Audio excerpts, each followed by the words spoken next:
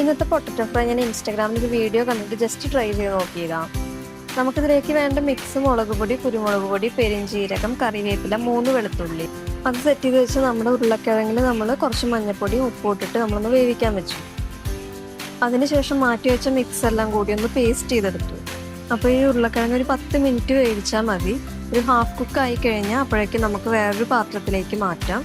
അതിനുശേഷം ചട്ടി ചൂടാക്കി അതിലേക്ക് എണ്ണ ഒഴിച്ച് കുരുമുളക് ഇട്ട് കറിവേപ്പിലയും ഇട്ട് നമുക്ക് നമ്മുടെ ഈ മിക്സാക്കി വെച്ചിട്ടുള്ള പേസ്റ്റ് ഇല്ലേ അതൊന്ന് ഒഴിച്ചു കൊടുക്കാം.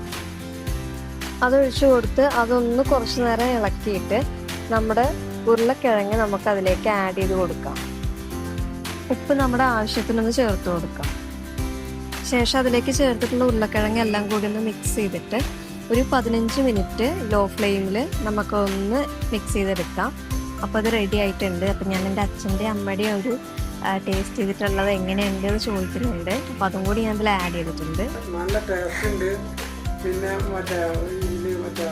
ഇത് കൂട്ടിയിട്ടുണ്ട്. മസാല അടിപൊളിയാണ്. ഇതിൻ്റെ ഒരു കുട്ടി ഉണ്ടാക്കിയവർ വഴണവേരി